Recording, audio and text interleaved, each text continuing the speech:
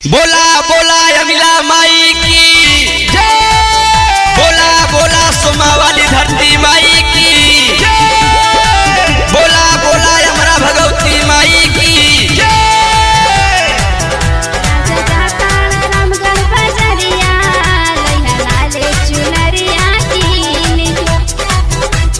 सात गो नरियल सात गो कलसा 700 पड़िया कीन के 700 पड़िया कीन के 7 गो नरियल 7 गो कलसा 700 पड़िया कीन के राजा जाताड़ा रामगढ़ बजरिया लैया लाले चुनरिया कीन के राजा जाताड़ा रामगढ़ बजरिया लैया लाले चुनरिया कीन के।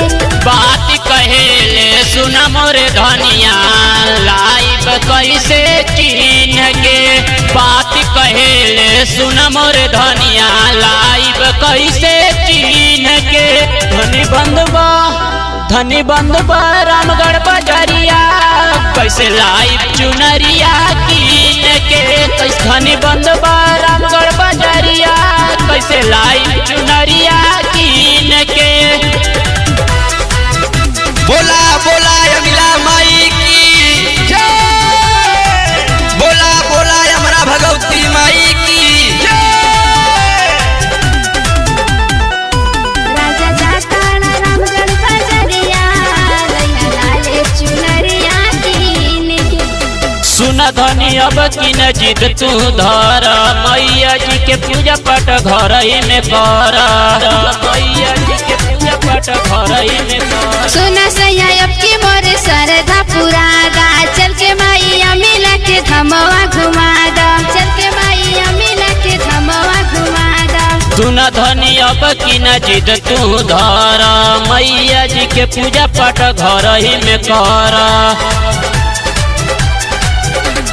सोमा के धरती माई के कृपा बरसी हर दिन के। राजा जाताड़ा पटना बजरिया लैया लाले चुनरिया कीन के। राजा जाताड़ा पटना बजरिया लैया लाले चुनरिया कीन के। राजा जाताड़ा सिंहथम बजरिया लैया लाले चुनरिया कीन के।